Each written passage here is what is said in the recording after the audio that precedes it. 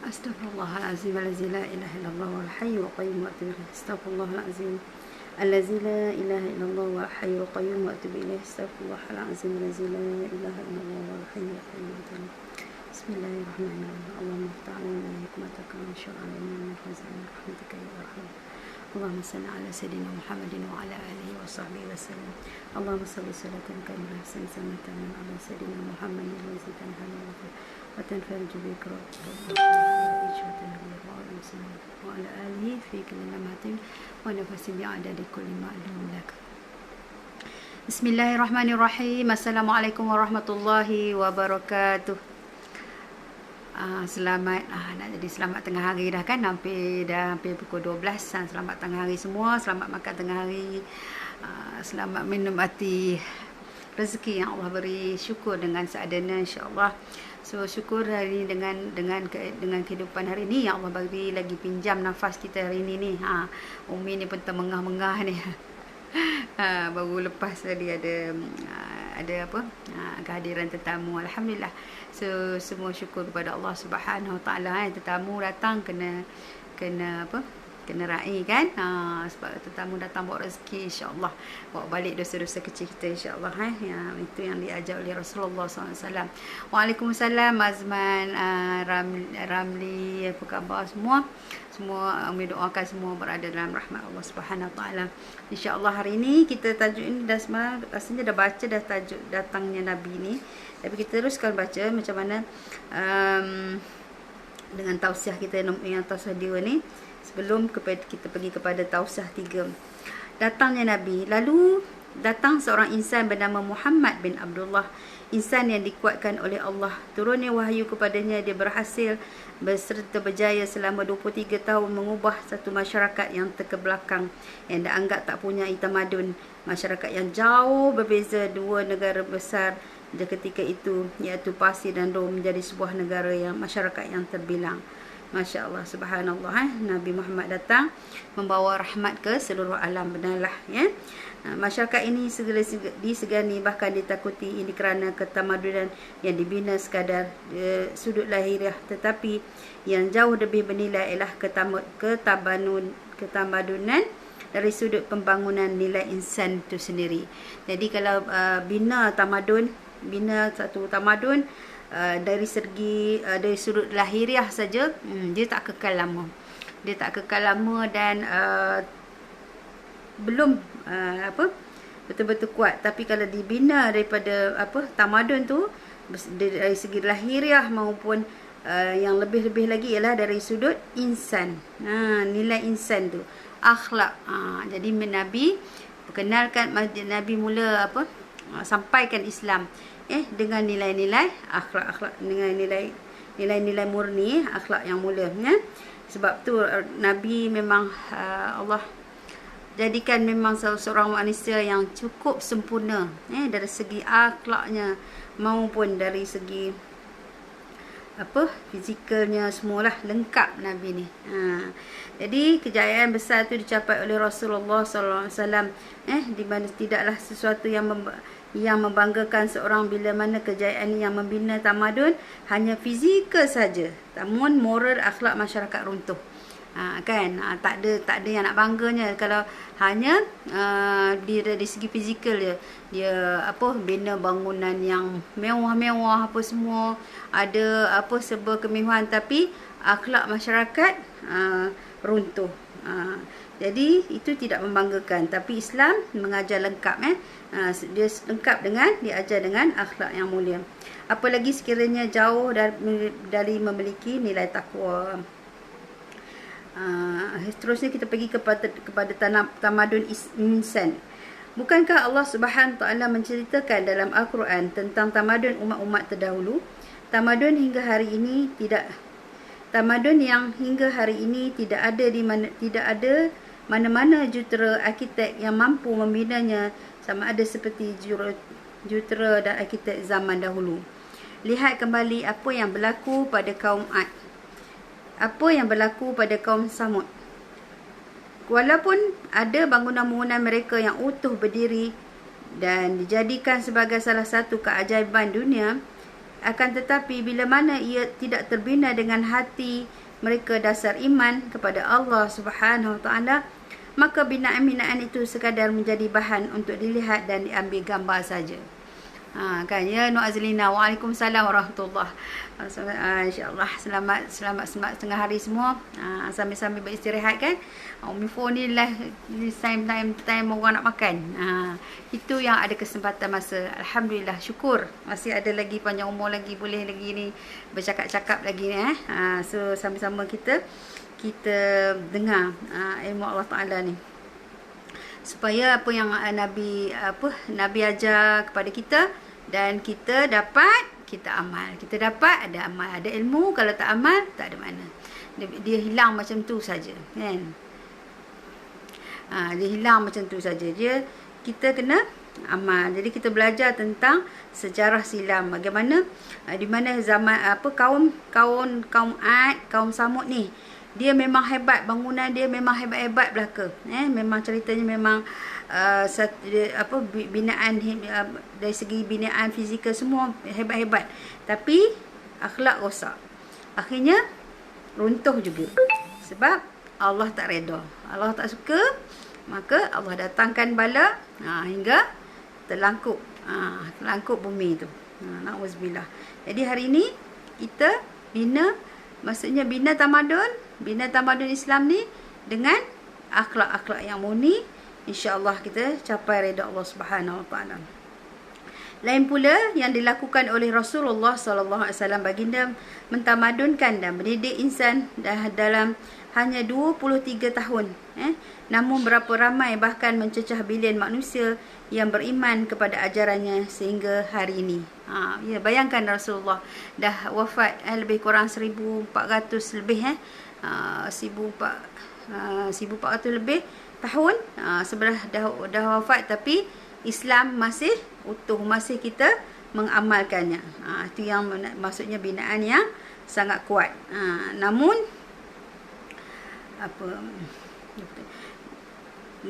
beberapa ramai, bahkan mencecah bilion manusia yang mengikut ajarannya. Umat ini tidak akan mampu menyelesaikan masalah mereka yang hadapi sehinggalah diikuti kembali cara hidup kurun pertama generasi yang dididik oleh Rasulullah SAW. Jadi kita tahu bila dah lepas lama Islam sampai dan bila sampai ke pengakhiran ni, inilah zaman yang kebangkitan Islam semula. Supaya kalau dulu orang makin alpa dengan agama, makin jauh dengan pengajian ilmu apa semua, semakin tinggal solat, tiang agama yang sepatut kita pelihara dia jaga semakin tinggal. Kalau dicek di sekolah-sekolah, banyak yang tak solat daripada yang solat, kan? Jadi sekarang ialah kita berada di zaman dah pengakhiran.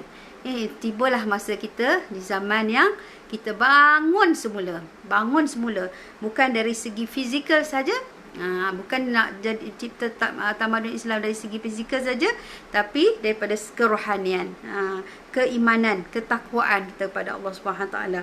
Yang itulah yang menyebabkan orang Islam jadi kuat. Walaupun hanya bilangan yang sedikit, kita tengok zaman Rasulullah nak pergi berperang, walaupun hanya bilangan 300 orang, tapi tentera musyrikin sampai berapa pun 3,000 orang, so dapat dikalahkan. Sebab apa tu? Ketakwaan, keimanan yang kuat, yakin pada Allah Subhanahu Wa Taala, dan tak takut mati.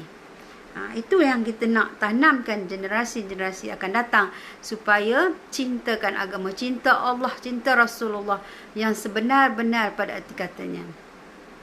Syafiq Wan, insya-Allah.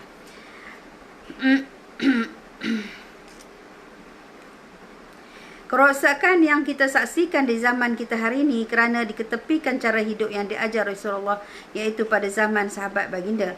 Selama 13 tahun ketika mana baginda sallallahu alaihi wasallam berada di kota Mekah, baginda hanya mengajar manusia untuk mentauhidkan Allah Subhanahu taala. Inilah benih pertama yang perlu ditanam dalam diri agar terbina jati diri seorang insan yang bertamadun.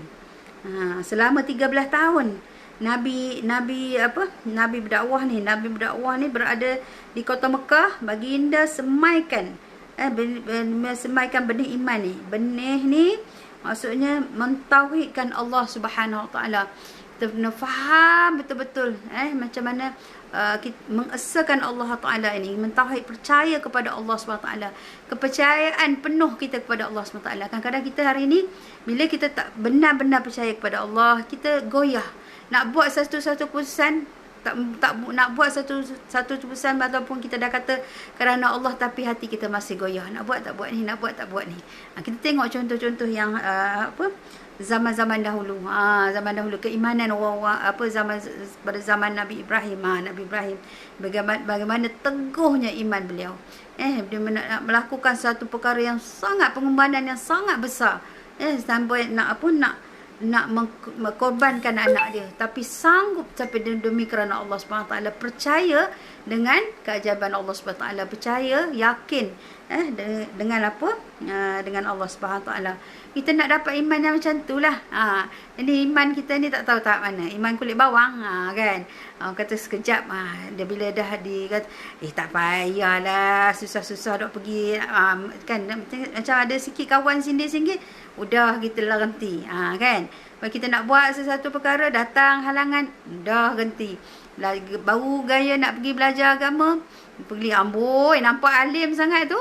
Oi, dah berlebay dah sekarang ni. Kan? Dah berlebay sekarang ni. Udah pergi tu, udah tarik lebay, tarik bawah dah. Sedangkan kita pakai tu nak ikut sunnah, kan? Nak dapat pahala nak ikut sunnah. Apa kita dah goyang iman kita. So, hari ni kita kena kuatkan, lebih kuat lagi tauhid kita, kepercayaan kita kepada Allah Subhanahu Wa Taala, keyakinan buat sesuatu perkara bukan kerana orang.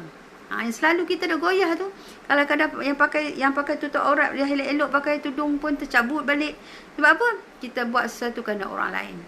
Kata, tak lawa lah kau bertudung, tak apalah kan. Kalau kau macam ni lah cantik. Itu zaman dulu lah. Tapi Umi percaya zaman sekarang, Alhamdulillah, so banyak masyarakat kita dah sedar, orang Islam dah sedar, banyak yang dah menutup aurat.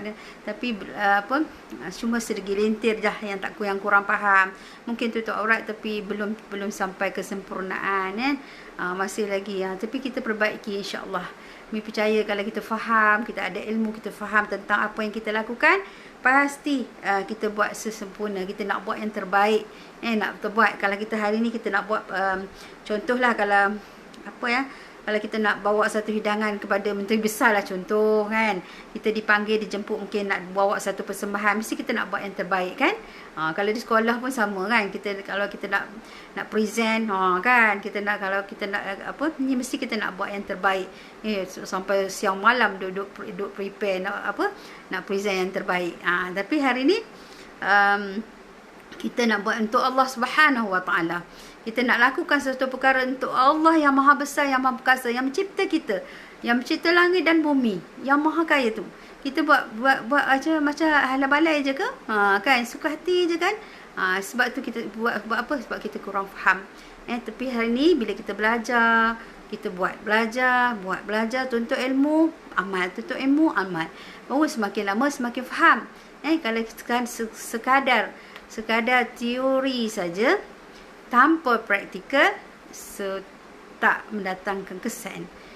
Dia macam dah lama-lama lupa. Tapi kalau kita duk amal, macam ni, dah lama kita dah buat, yang ni, semakin kita perbaiki dan nak buat, dah pada solat, macam mana pula nak buat khusyuk ni, macam mana pula nak jadi orang yang khusyuk ni. Semakin kita pelajari macam mana nak bersihkan hati, macam mana nak bersihkan hati ni, semakin kita pelajari, banyakkan zikir, banyakkan solat malam, kan. Bila kita dah belajar, semakin kita buat, semakin buat baru kita faham, baru kita fahamkan kedudukan kita. Sekejap, iklan sekejap.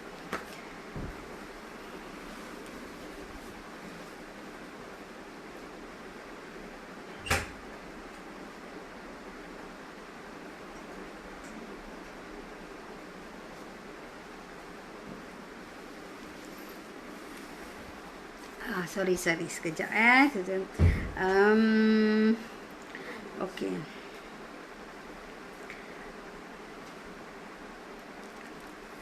Jadi begitulah usaha baginda Rasulullah sallallahu alaihi wasallam yang berada di kota Mekah, mengajar manusia mentauhidkan Allah Subhanahu Wa Taala. Jadi mentauhidkan Allah jadi bila Nabi ajar macam tu, sahabat-sahabat semakin kuat, semakin teguh imannya.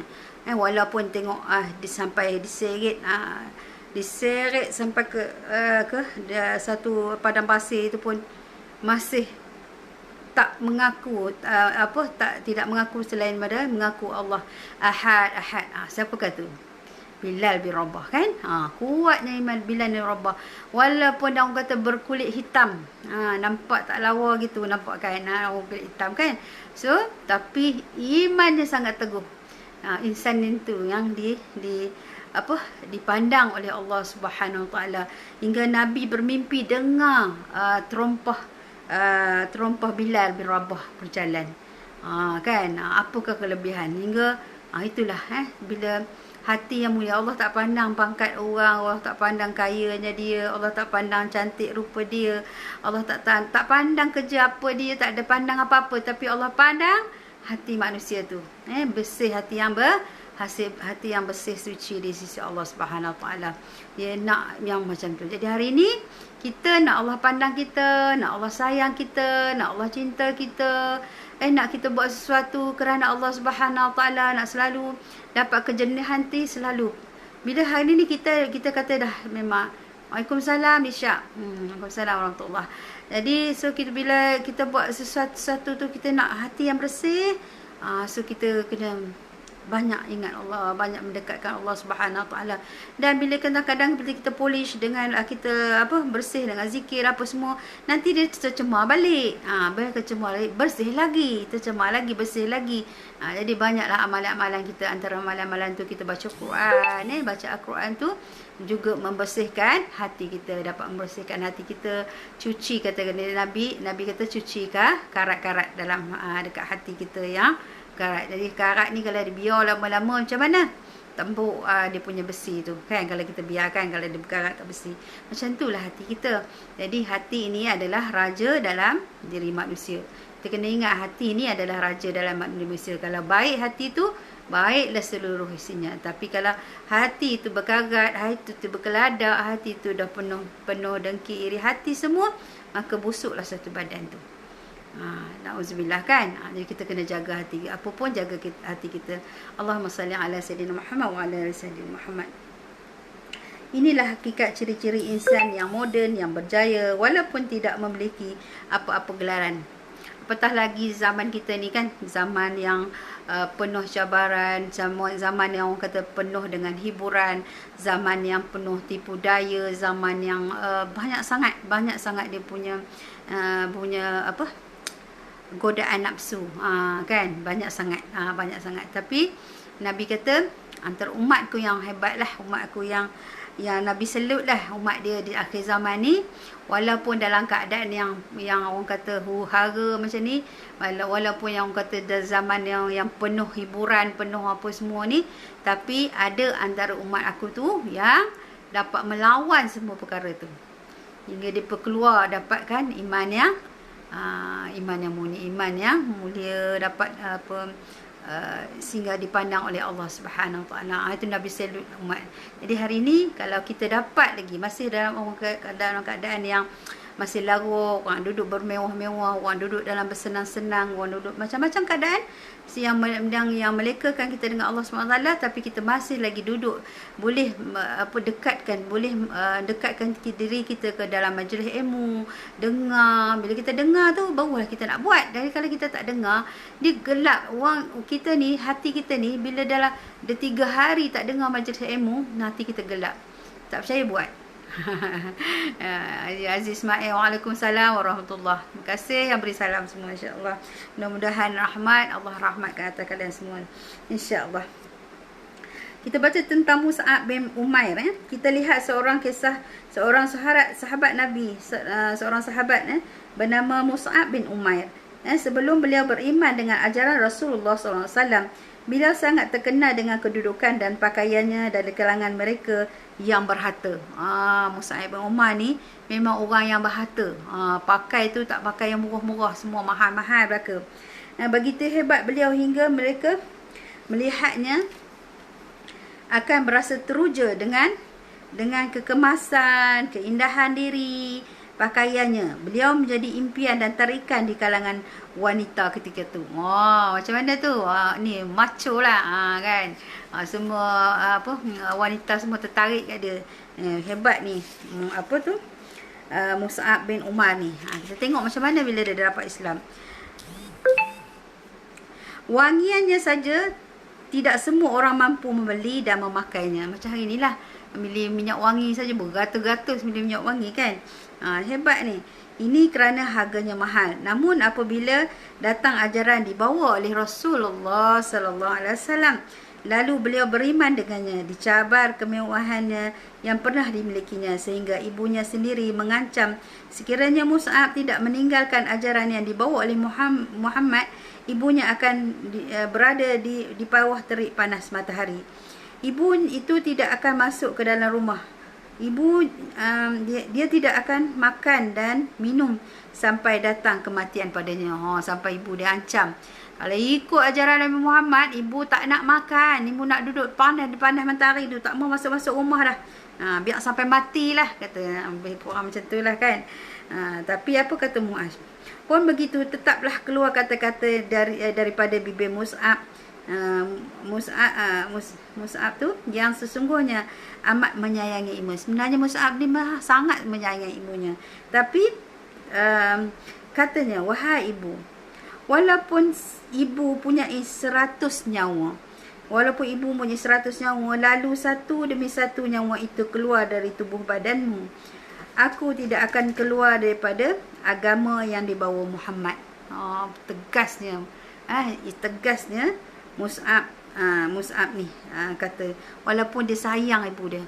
Walaupun ibu ni ada 100 nyawa, dia kata, walaupun ibu ada 100 nyawa, lalu satu demi satu nyawa tu keluar, aku tak akan keluar daripada agama Muhammad. Dia kata macam tu.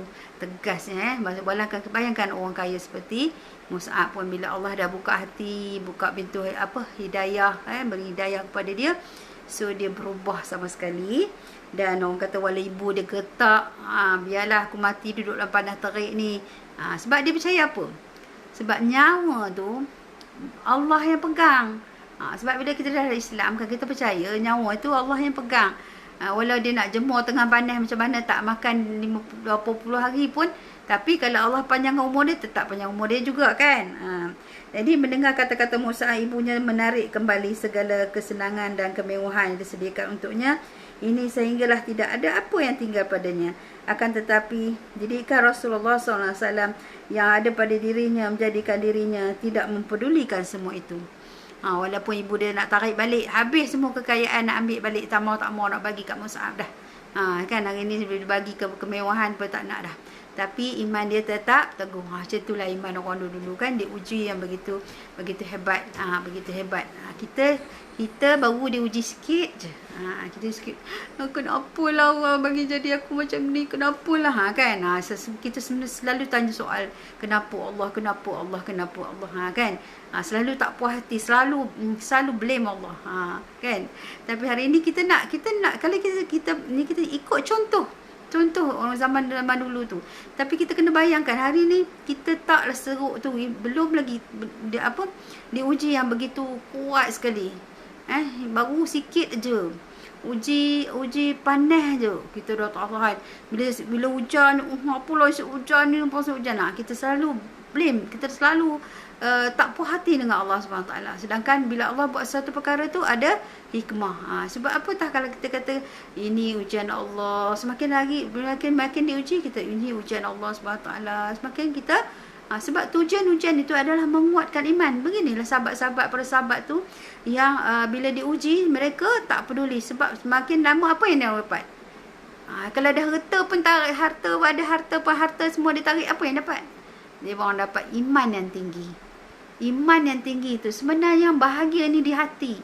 Kalau mu kaya, mu banyak duit, mu apa pun, tapi kalau hati tak bahagia, tak rasa apa kemanisan, kenikmatan hidup tu. Tapi bila kita rasa bahagia di hati tu, iman tu bila datang Allah bagi kemanisan iman tu, rasa bahagia tu yang sangat penting. Masya-Allah, subhanallah. Jadi mendengar kata-kata Musa, ibunya menarik kembalilah segala kesenangan, kemewahan disediakan. Lepas tu dia pun tak pedulilah apa semua tu. Inilah kerana kepahamannya kepada nilai syahadah, juga takwa yang cukup indah dengan yang telah ada dalam hatinya. Nilai syahadah tu. Asyhadu an la ilaha illallah wa asyhadu anna Muhammadar Rasulullah.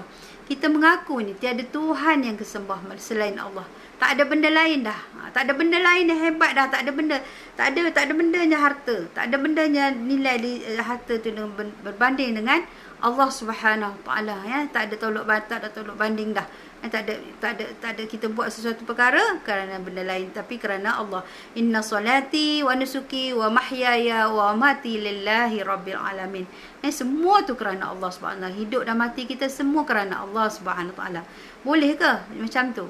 Kita nak selalu ingat inna salati wa nusuki wa mahyaya wa mati lillahi rabbil alamin. Ini sahabat-sahabat semua, ya, kalau Waalaikumsalam yang beri salam, ya. Sahabat-sahabat semua, kalau kita kata bila kita teringat nak buat sesuatu perkara kerana lain, kita ingat balik ayat yang kita dah lafaz setiap hari kepada Allah SWT. Sungguhnya solatku, ibadatku, matiku, hidupku, matiku kerana Allah Subhanahu Taala. Tak ada buat kerana lain. Itu kena kita tu janji besar kita dengan Allah Subhanahu Wa Taala. Bukan satu perkara yang kita hanya macam orang kata burung kakak tua tu. Dia cakap, dia cakap, tapi dia tak tahu makna pun. Hari ni kita solat. Apa makna kita solat? Kita solat ni kita mengaku dengan Allah Subhanahu Wa Taala, berikrar dengan Allah Subhanahu Wa Taala. Kita mohon dengan Allah Subhanahu Wa Taala, ihdinas siratal mustaqim. Tunjukkan kami jalan yang lurus. Minta Allah jadi tunjuk lurus. Tapi bila Allah tunjuk jalan lurus, sesat pula kita. Kita tak nak ikut. Salah kita lah. Allah kata, bukanlah kami yang menzalimi diri kami.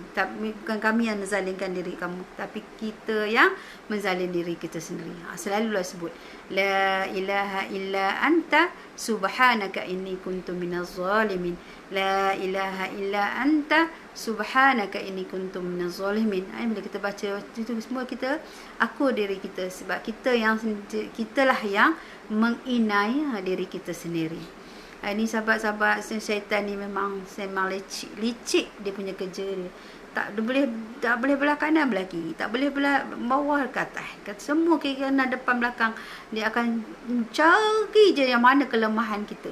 Yang mana kelemahan kita, itu dia nak cocok kita supaya kita termakan dia punya hasutan. Ni dia ada dua hasutan. Dia ada dua selalu yang berbisik dekat diri kita ni. Ada satu bisikan syaitan, ada satu lagi bisikan para malaikat. Jadi kalau bisikan syaitan ni, dia adalah satu nak perasan dia adalah satu desakan. Dia desak kita. Tapi kalau malaikat ni, dia datang ilham sekali kata, tak baik buat tu macam ni. Macam dia ada ilham, tapi dia tak selalu. Mungkin dia datang dalam sekali mungkin dalam sebulan lepas tu itu ilham dari Allah Subhanahu Wa Taala. Dia bukan datang macam syaitan. Buatlah.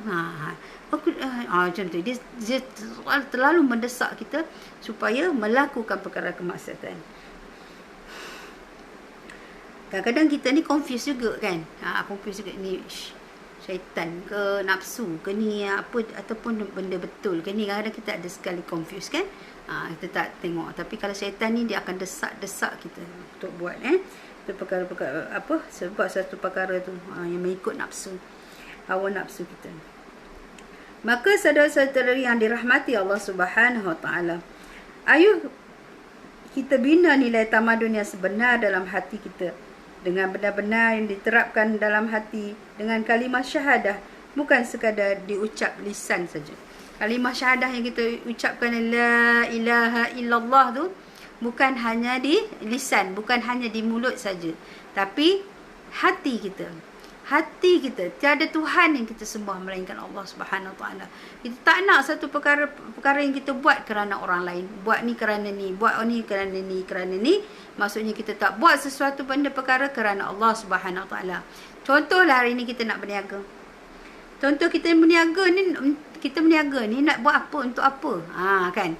Untuk apa sebaliknya? Aku berniaga ni sebab nak cari duit.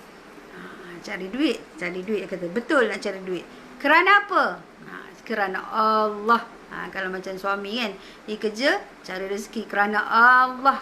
Sebab nak nafkahkan harta, nak nafkahkan makan anak-anak, makan anak isteri kan, kepada anak-anak isteri. So itu kerana Allah. Aku nak dapat rezeki, nak infak ke jalan Allah Subhanahu Wa Taala. Semua kena ada nilai di sisi Allah Subhanahu Wa Taala. Zara, assalamualaikum. Waalaikumsalam warahmatullahi wabarakatuh.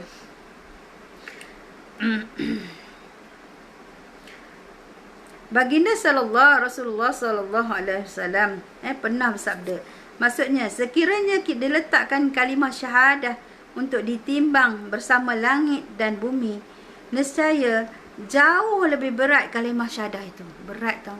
Kita ni sebab senang je sebut la ilaha illallah, tapi kita tak sebenar-benarnya. Cuma kalau ditimbang bersama langit dan bumi, nescaya berat kalimah syahadah la ilaha illallah. Itu sebab tu orang yang kita orang Islam umum yang dapat mati dalam kalimah la ilaha illallah, maksudnya masa Nabi kata wajiblah syurga. Syurga bagi dia.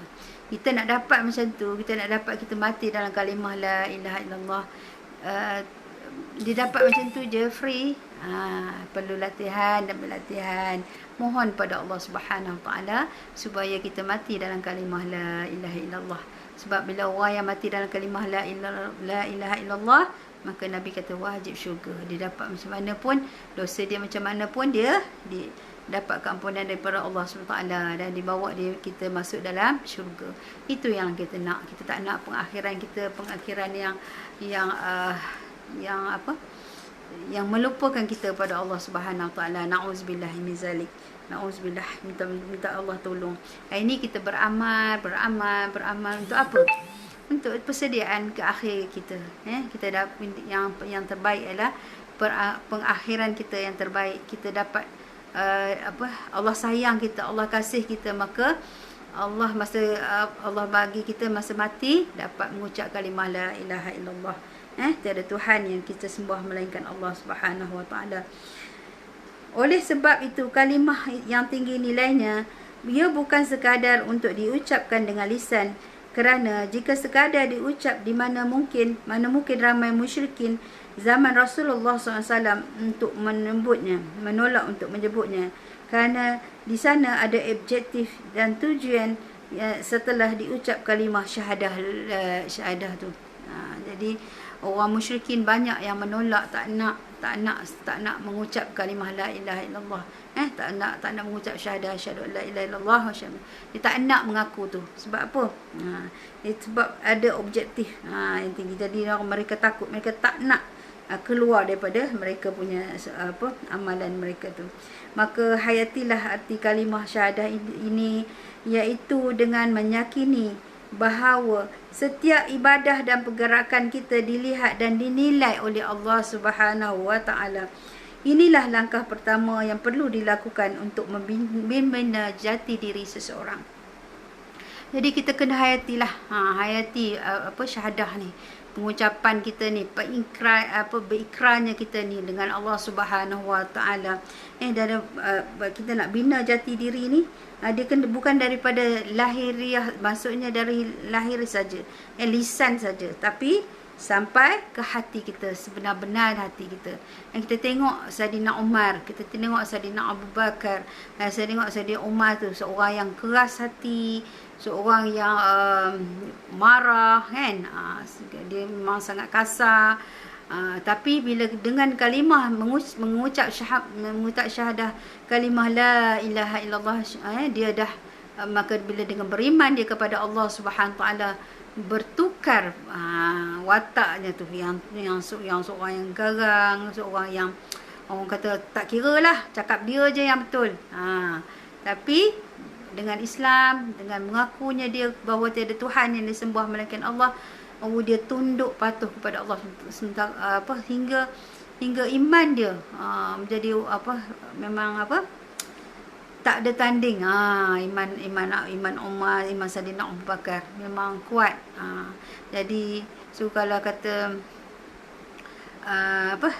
Saidina Umar ni sebelum lantik Abu Bakar jadi lantik kan, kalau tidak sebelum tu Umar lah nak dilantik sebagai khalifah, tapi Umar menghormati Abu Bakar, dan Abu Bakar tu didahulukan menjadi khalifah. Jadi Saidina Umar ni memang hebat iman dia. Jadi bila mengucap kalimah, bila seorang itu walaupun dia keras hati macam mana pun, tapi bila dia mengucap kalimah syahadah la ilaha illallah, asyhadu an la ilaha illallah wa asyhadu anna Muhammadar Rasulullah, dia mengaku bahawa tiada Tuhan yang disembah melainkan Allah, dia maka berubahlah diri dia. Maksudnya dia nak buat, dia tak nak jadi orang yang kalau dia panas baran, dia berubah daripada panas baran tu menjadi orang yang lembut hati, menjadi orang yang ingat pada Allah, takut. Dia takkan buat sesuatu perkara yang Allah larang. Dia takkan buat sesuatu perkara yang Allah murka pada dia. Betul, itu betul-betul dari dalam hati dia yang betul-betul beriman. Jadi hari ni kita ni orang Islam dekat Malaysia ni kan, yang kita memang automatik bila lahir seseorang tu, bila mak ayah dia Islam, dia pun Islam. Tapi bila kita kadang-kadang kita ni, bila kita dapat sesuatu perkara dengan mudah, kita tak menghargai. Kita tengok orang yang bukan Islam, bila masuk Islam macam mana? Umur masuk Islam baru usia baru dalam 10 tahun, tapi dah hafal Quran.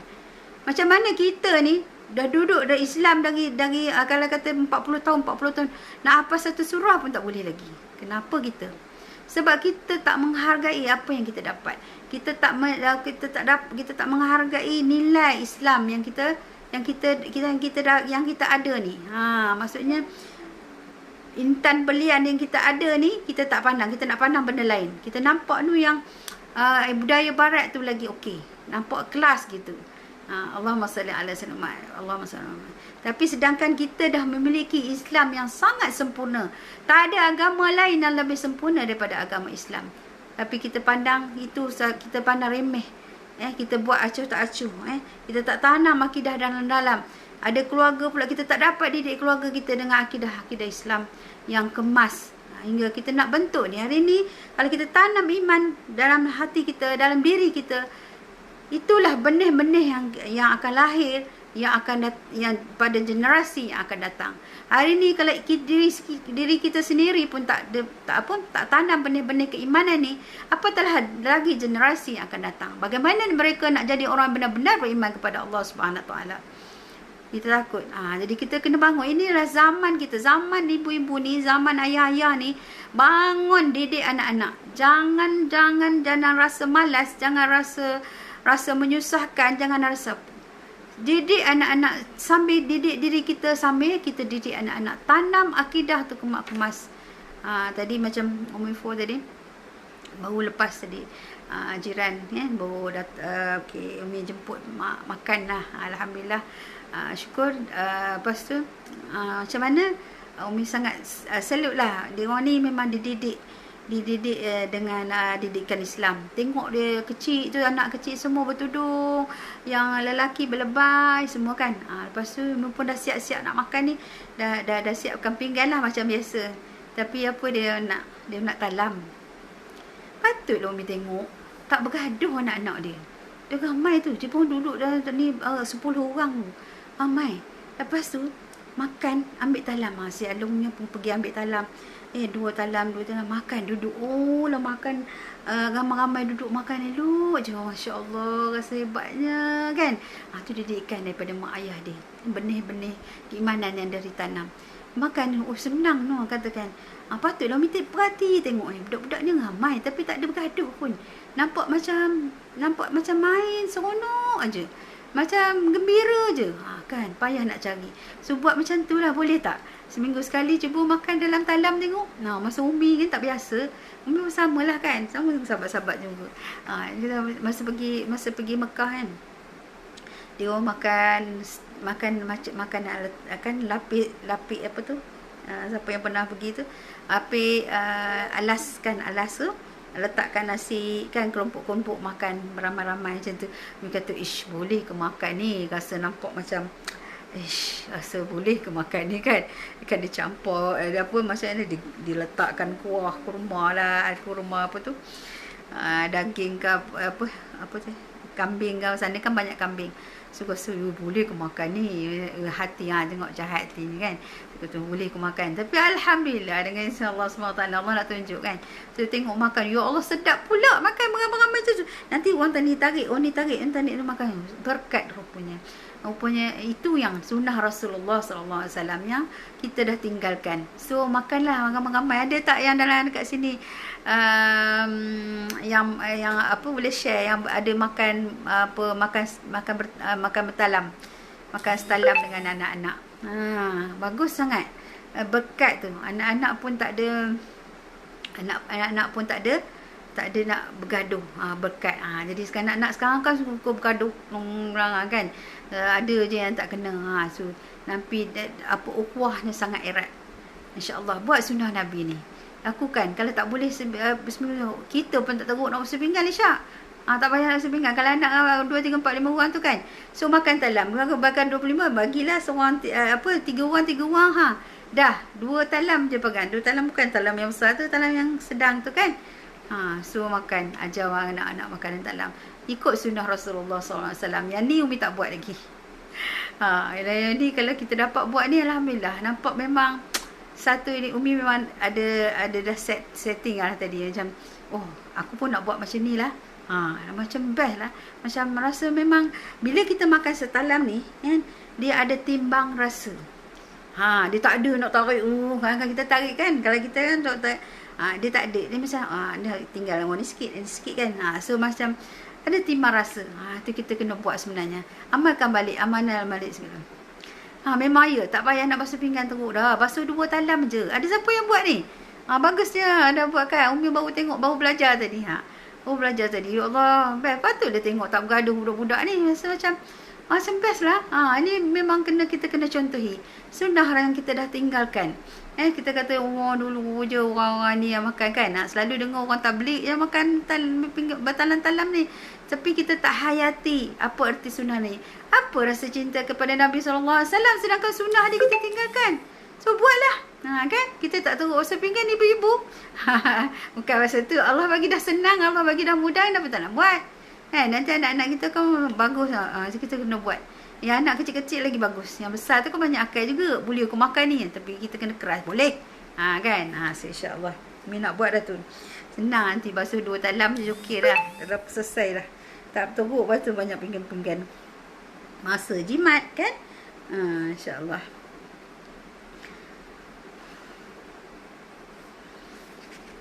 Lagi apa dia? Jadi persaksian kita.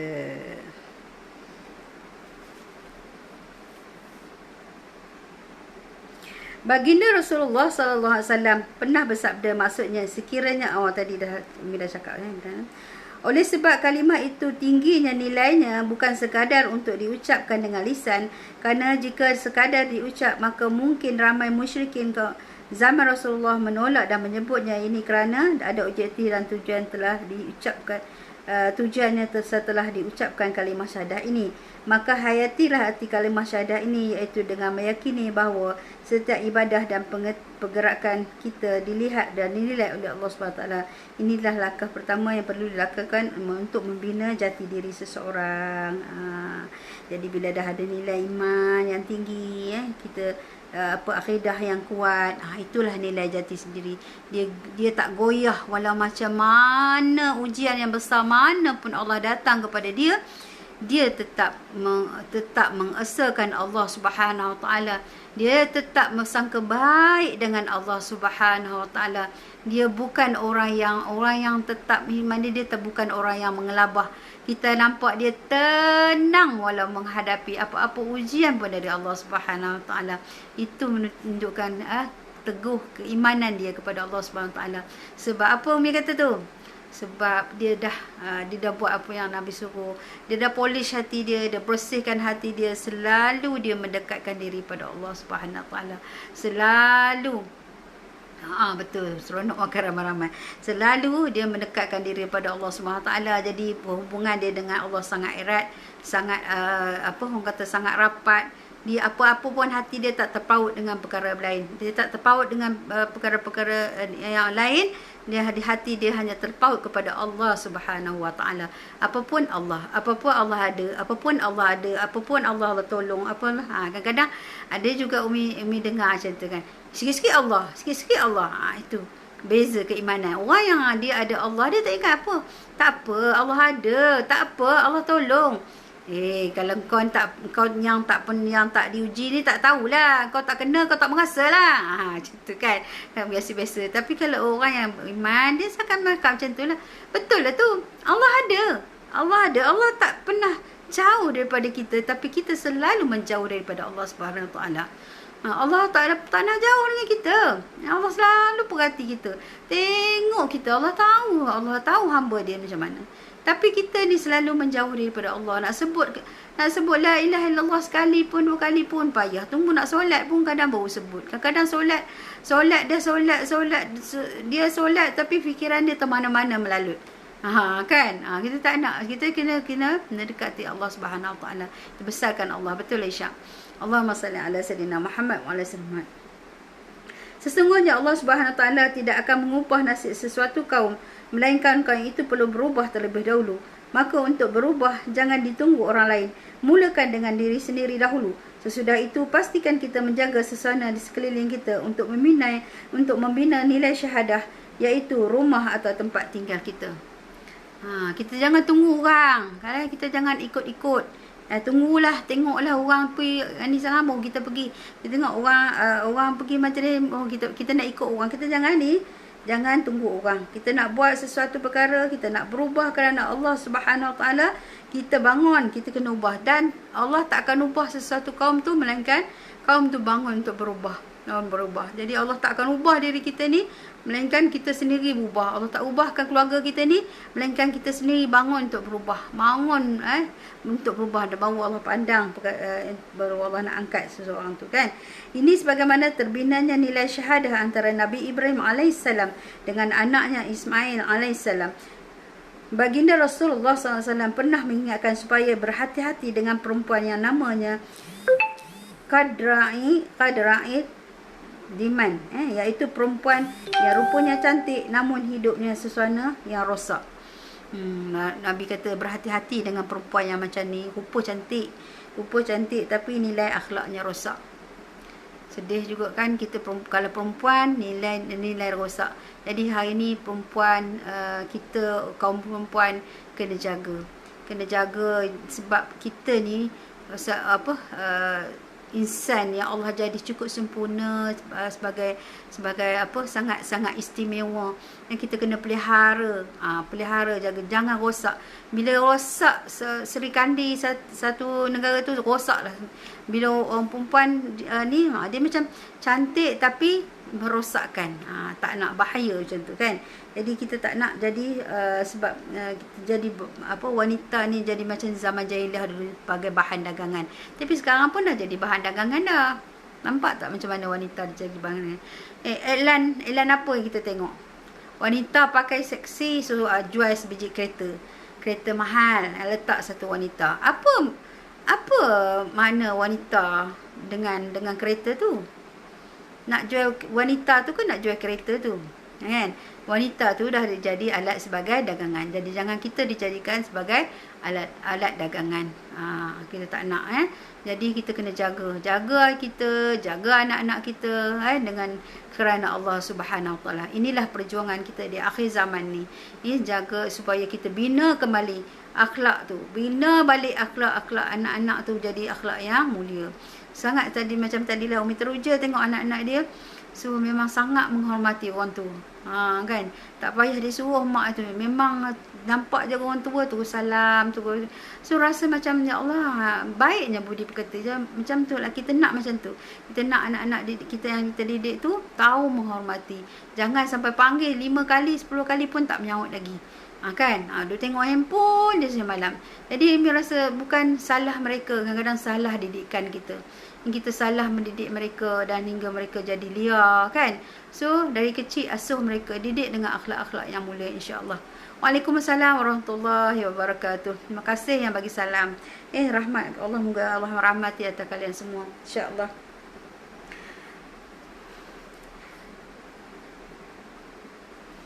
Jadi Nabi dah pesan dah ni, jangan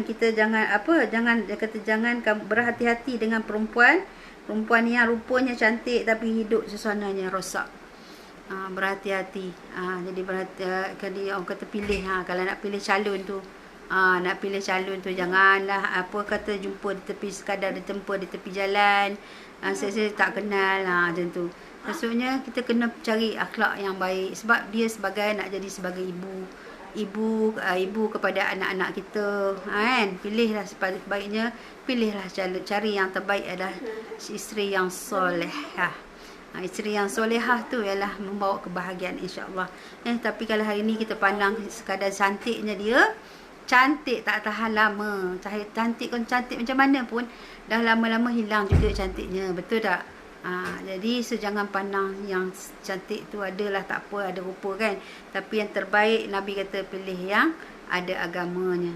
Sebab ada agama tu lebih kekal, lebih tahan, lebih selamat lah, insya-Allah. Sebab dialah pakaian untuk mendidik anak-anak kita. Orang perempuan dengan orang lelaki ni dia sekadar cakap-cakap, tapi kebanyakan yang banyaknya di rumah ialah ibu-ibu bersama anak-anak, kan? Jadi Nabi menyebut tentang perempuan yang juga suasana adalah kerana perempuan itu merupakan madrasah. Tadi madrasah seorang ibu itu adalah madrasah utama kepada anak-anaknya sebelum dihantar ke mana-mana sekolah. Jadi betul, ibu adalah contoh utamalah kepada anak-anak. Madrasah ni dia macam sebagai guru lah, sebagai sekolah kepada anak-anak dia. Jadi dari situlah mereka dididik, mereka melihat, semua belajar daripada anak-anak ni. Anak pun kita selalu belajar kepada environment kita, suasana dalam tu.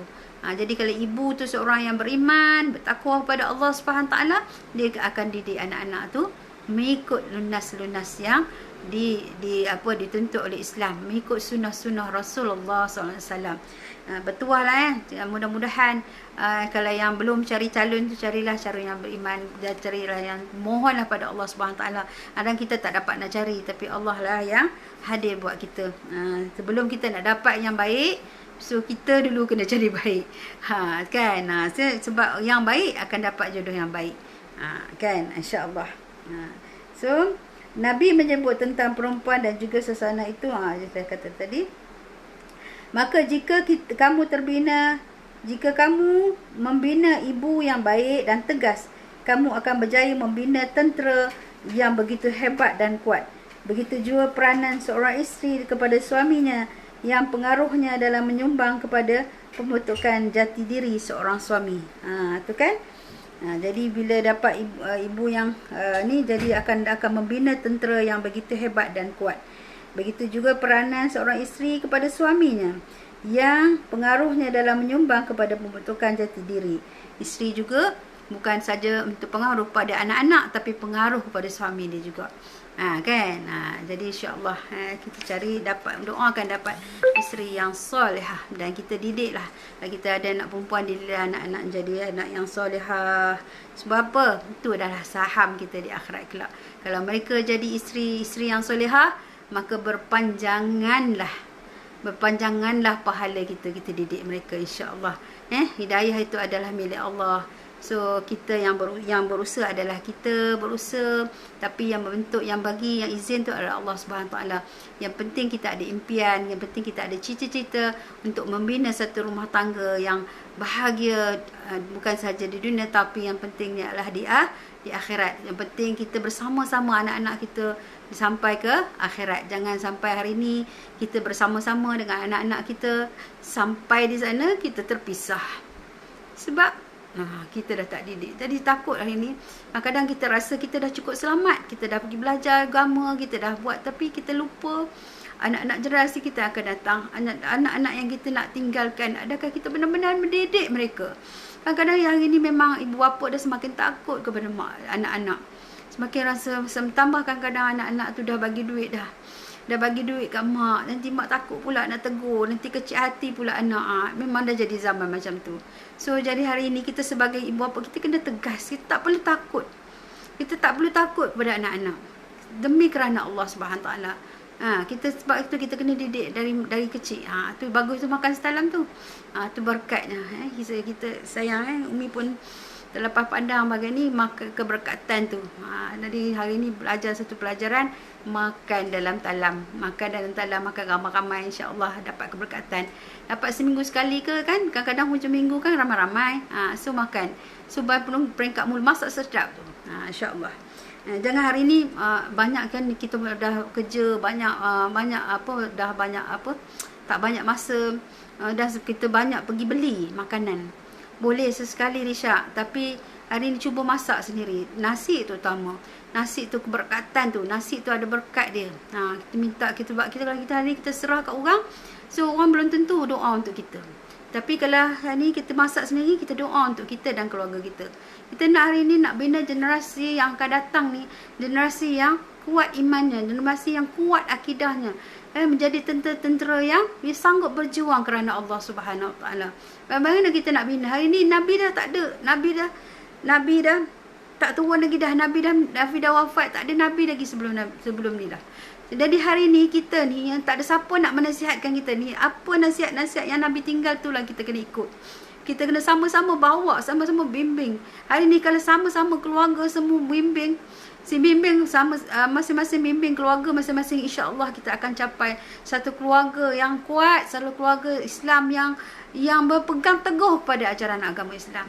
Tapi hari ni kalau kita sebagai ibu, ayah, kita main-main je. Kita cakap, maksudnya kita tak sungguh-sungguh melakukan apa yang Nabi kata tu. Alhamdulillah masak sendiri. Alhamdulillah, syukur, tahniah. Siapa yang masak sendiri tu, Umi Fo kata tahniah. Sebab apa? Sebab banyak yang beli. Tak apa, sesekali tak ada masalah. Tapi kalau selalu, kalau dok buat macam tu, anak kita makan, siapa nak doa untuk mereka? Tak ada. Jadi kalau kita masak tu kan kita banyak doa, insya-Allah. Begitulah dengan penilaian dibuat oleh Hanzalah. Walaupun hakikatnya Hanzalah itu bukanlah seorang munafik, setepatnya dia ingin membetulkan diri kerana hatinya disinari cahaya yang membawa kepada keinginan ingin jadi orang yang baik dan dimuliakan di sisi Allah Subhanahu taala. Saidina Abu Bakar turut mengatakan bahawa beliau juga dalam keadaan yang demikian. Maka Saidina Abu Bakar mengajak Hanzalah untuk berjumpa Rasulullah SAW, dan ketika itu sedang berada di majlis bersama para sahabat lain. Pesan Rasul diceritalah kepada Rasulullah SAW tentang apa yang dirasakan oleh mereka. Lalu jawab baginda Rasulullah SAW, Maksudnya, wahai Hanzalah, jika kamu berada dalam keadaan itu bersama-sama keluarga kamu, sama perasaannya ketika kamu bersama aku dalam majlis, maka malaikat akan datang bersalaman kepada kamu di kaki-kaki kamu, di rumah kamu dan di jalan-jalan kamu. Yakni kamu diiringi oleh malaikat seolah-olah berjabat tangan dengan malaikat kerana kemuliaan berada dalam majlis yang mengingatkan orang yang berada dalam keadaan di dalam mengingatkan orang yang berada di dalamnya kepada Allah Subhanahu Wa Taala. Wahai Hanzalah, dari saat ke saat imbangilah dalam kehidupan ini untuk memenuhi hak kepada hati dan sanubari serta nurani melalui majlis-majlis mengikuti Allah dengan hal yang lainnya seperti bersama keluarga. Ini merupakan hiburan yang diperoleh menurut syarak, maka tiadalah ditegah sama sekali. Masya Allah, subhanallah. Subhanallah. Sekian dari Umi4. So nanti kita esok masuk lagi tentang dimandikan malaikat, terus bertindak.